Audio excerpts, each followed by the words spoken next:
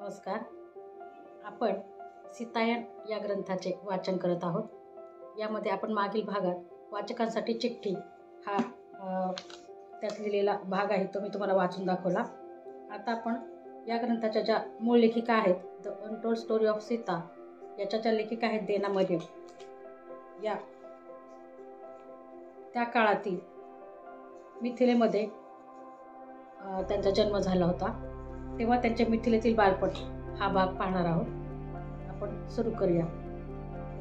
प्रभू श्रीराम आणि माता सीता यांच्या चरणी वंदन करून मी सीतायन या ग्रंथाच्या वाचनाला सुरुवात करत आहे. तरी सर्वांनी याचा नक्की लाभ घ्यावा. धन्यवाद. मिथिलेतील बालपण आपण पाहत आहोत. लेखिका म्हणतात, माझा जन्म विदेह मिथिला या नावानेही प्रसिद्ध असलेल्या प्राचीन राज्यातील एका गरीब ब्राह्मण कुटुंबामध्ये झाला. दुर्दैवाचा वारसा आमच्या कुटुंबात अनेक पिढ्यांपासून चालत आला होता आणि जनक कुटुंबाने आम्हाला नोकर म्हणून आश्रय दिला होता.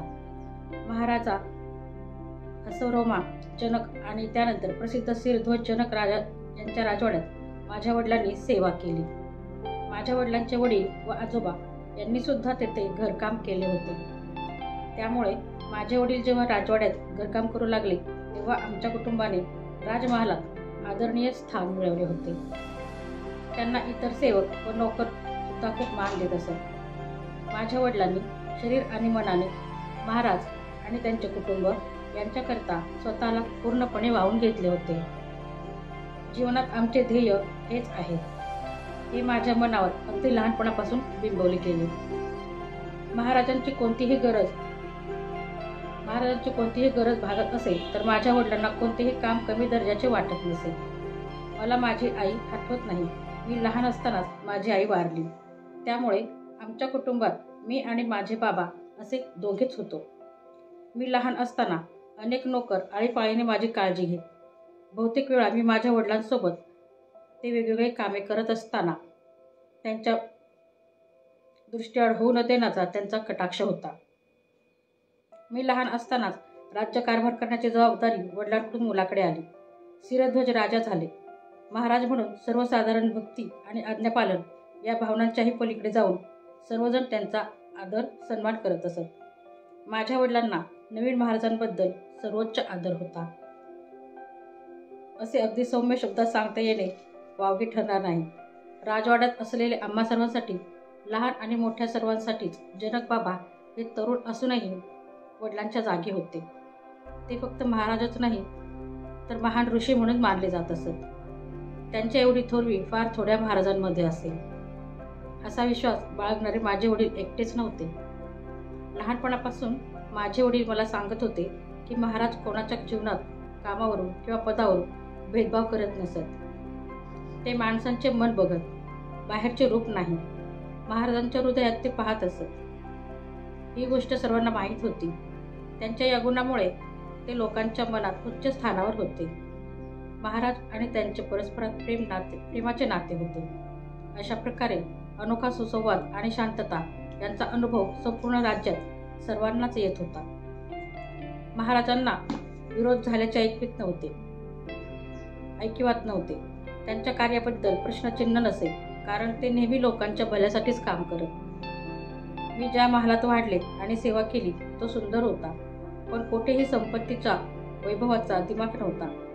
साधेपणा आणि सौंदर्य शेजारी शेजारी नांदत होते.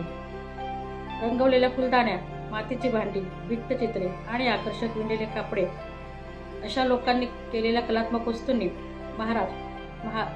राजमहाल सुशोभित केला होता.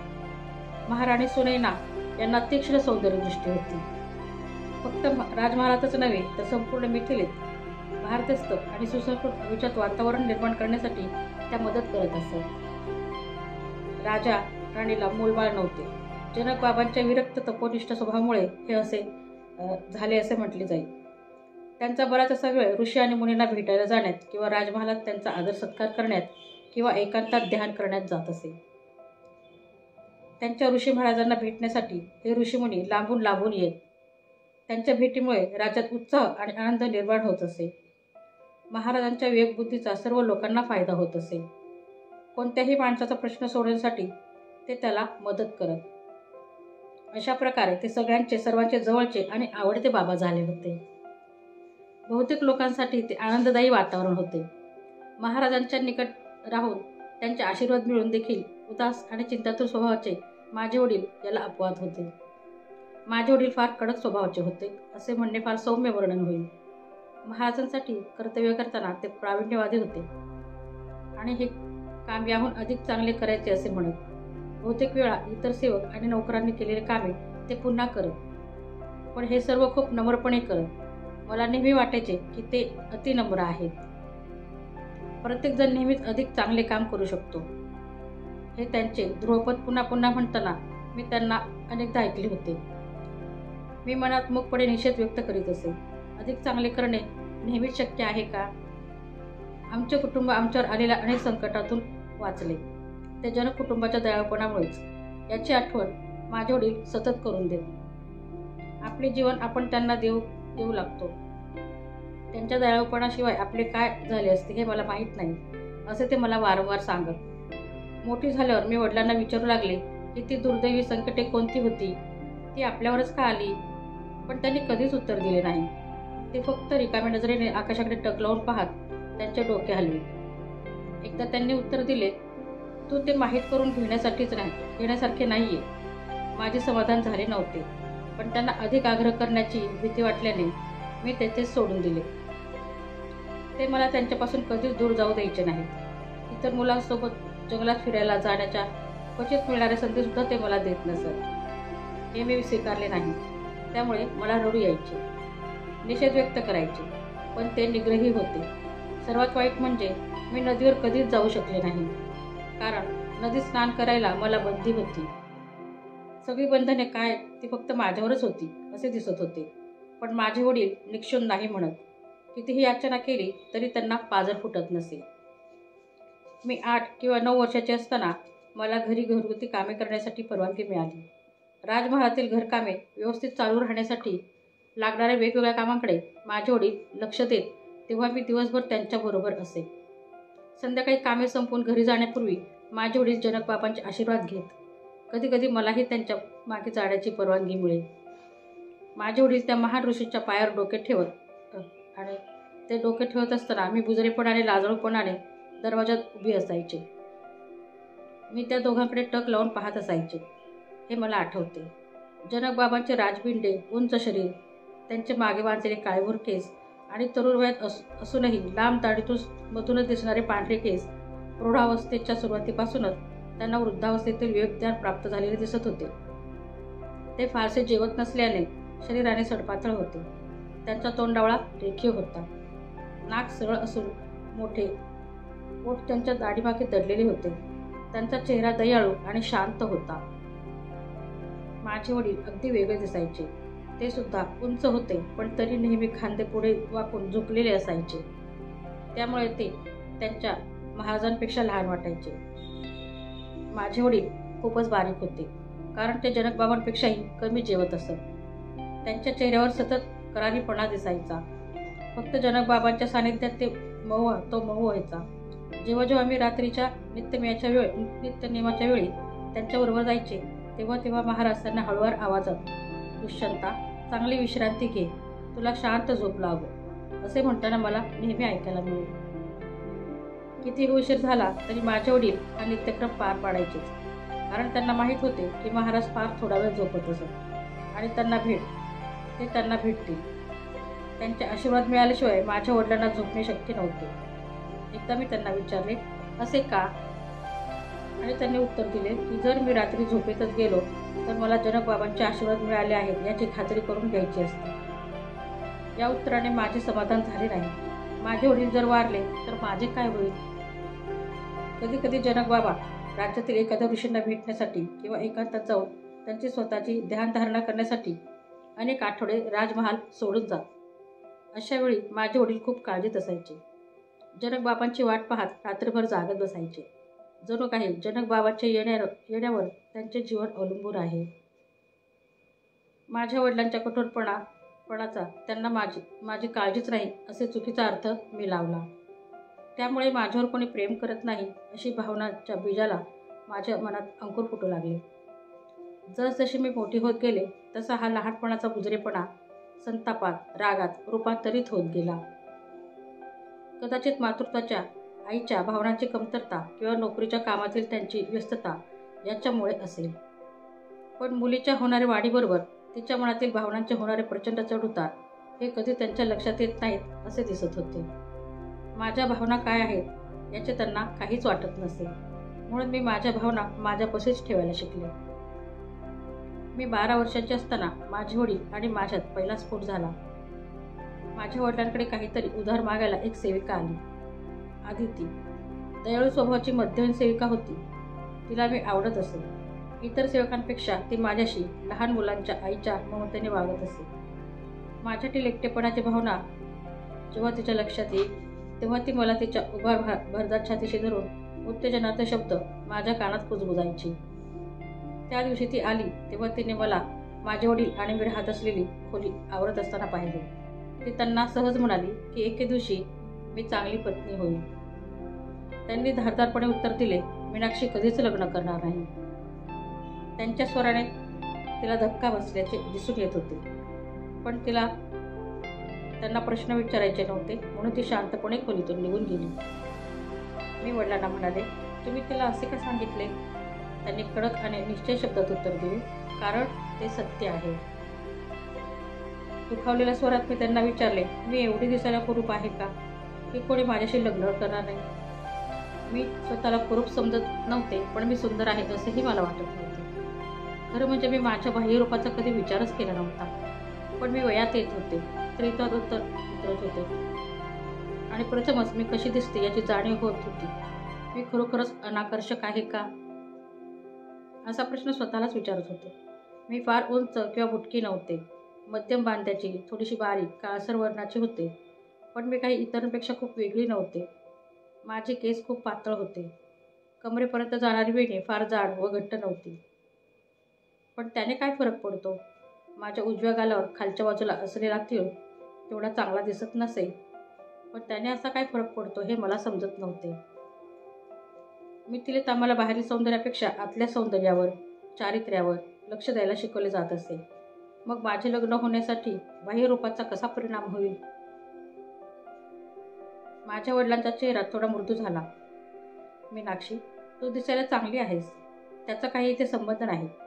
तू लग्न करू नये असा मी निश्चय केला आहे, कारण तू तसे केल्यास माझ्याप्रमाणे तुझ्यावरही मोठे संकट कोसळेल. तुम्ही नेहमी असे का म्हणत असता? असे म्हणून मी रडू लागले. माझ्या संपूर्ण आयुष्यात मी तुमच्या बोलण्यातून हेच ऐकत आले आहे. कसले संकट बाबा? आपण इतरांसारखे सुखी होऊ शकत नाही का? त्यांच्यापेक्षा आपण कमनशिबी आहोत का? का बाबा, का? भरपूर अश्रू वाहत होते. मी यापूर्वी कधीच माझ्या भावना माझ्या वडिलांसमोर व्यक्त केल्या नव्हत्या, पण माझ्या सुखाचा असू शकणारा एकमेव मार्ग ते अडवत होते. हा विचार माझ्या सहनशक्ती पलीकडे होता. माझ्या वडिलांनी उत्तर दिले नाही. ते पुढे हवेत पाहत राहिले. शेवटी ते म्हणाले, बाळा, काही गोष्टी आपण बदलू शकत नाही. भूतकाळात जे घडले तू काय किंवा मी काय कोणीच बदलू शकत नाही. जनकबाबा सुद्धा ते बदलू शकत नाही, पण त्यांनी मला चिकाटी आणि त्याग व सहनशीलता शिकवली आहे आणि तूही तसेच करावे अशी माझी तुझ्यासाठी इच्छा आहे. जीवनात जे दिले जात आहे ते स्वीकारायला तू शिकले पाहिजे. तू जर तुझे कर्तव्य चोखपणे नित्यनियमाने पार पाडले तर तुला समाधान मिळेल जसे मला मिळाले आहे. त्यांच्या बोलण्याने माझे समाधान झाले नाही. माझे अश्रू आणखी वाढले. मला बाहुपाशात घेऊन शांत न करता माझ्या वडिलांनी उत्तर दिले, मी जे सांगितले ते तू ऐकायलाच हवे आणि या जन्मी लग्नाचा विचारही करू नको. हे तुझ्या स्वतःच्या भल्यासाठीच, मोठ्या आपत्तीतून वाचवण्यासाठीच आहे. असे बोलून ते खोली बाहेर निघून गेले आणि मी निराशेत बुडून गेले. त्यानंतर आमच्यातील अंतर खूप वाढत गेले. आमचे एकमेकांशी बोलणेही कमी झाले. माझे वडिलांशी खटके उडत असले तरीसुद्धा राजमहालातील लोकांकडून एक आदर्श सेवक म्हणून त्यांना मिळणारा आदर सन्मान मी पाहू शकत होते. महालातल्या व्यक्तीचे पद कोणते का असेना, पण सर्वांशी नम्रपणे आदरपूर्वक बोलणे, कधीही उलट न बोलणे, कधीही कशाची मागणी न करणे, घराच्या भल्यासाठी माझ्या सर्व गरजा, इच्छा आणि भावना बाजूला ठेवून मी माझ्या वडिलांच्या वर्तणुकीप्रमाणे वागण्याचा प्रयत्न केला. ते कठीण पण मौल्यवान प्रशिक्षण होते.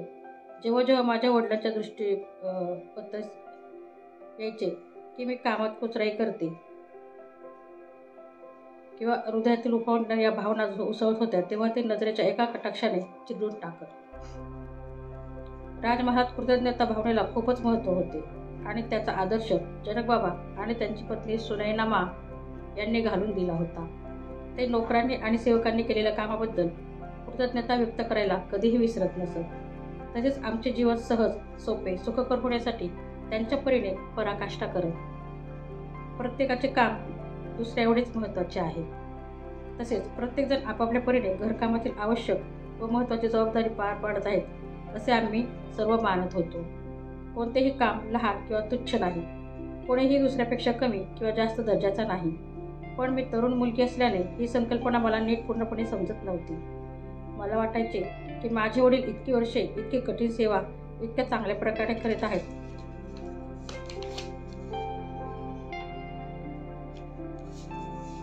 इतरांपेक्षा जास्त मान सन्मान मिळण्यास ते अधिक लायक आहेत. अशा भावना माझ्या मनात निर्माण झाल्याचे वडिलांना समजतात की ते ताबडतोब दूर करत. एके दिवशी ते मला म्हणाले, मीनाक्षी, जीवनात तुम्हाला जे दिले गेले आहे त्यात समाधानी राहायला हवे. जनकबाबांची सेवा आपल्याला करायची आहे आणि आपल्याला ती करायला मिळते आहे हे मोठे भाग्य आहे. मला त्याबद्दल खूप कृतज्ञता वाटते आणि तुलाही तसेच वाटो अशी मी प्रार्थना करतो. मी मान हलवून म्हणाले, होय ता, मी हे जाणते. तुम्ही मला हे शिकवले आहे. सेवेत मी सुख शोधेन. मी सुखाबद्दल बोलत नाही मीनाक्षी, फक्त समाधान. हे समाधान तुला मिळो ही माझी इच्छा आहे. मी पुन्हा मान हलवली. जनकबाबांबद्दलच्या तुमच्या भावनांशी मी सहमत आहे. हे मला त्यांना खूप सांगायचे होते, पण मी बोलू शकले नाही. जनकबाबा मला खूप दूरचे वाटत. मला त्यांच्याबद्दल खूप आदर आणि पूज्यभाव वाटत असे, पण त्यांच्या उपस्थितीत मला खूप लाज वाटायची. त्यामुळे मी कधीही त्यांच्या जवळ गेले नाही, त्यांच्याकडे डोळेवर करून बघितले नाही व त्यांच्याशी बोलले नाही. मी त्यांचे दुरून निरीक्षण केले तेव्हा मला त्यांच्यातील उसळून येणारा आनंद जाणवत होता. प्रत्येकाला त्यांच्याबद्दल वाटणारे प्रेम मी पाहू शकत होते. त्यांचे स्मितहास्य, त्यांचे हसणे संपूर्ण राजमहाल उजळून टाकेल. माझ्या वडिलांना हा आनंद का मिळवू नये आणि मला पण का मिळवू शकत नाही.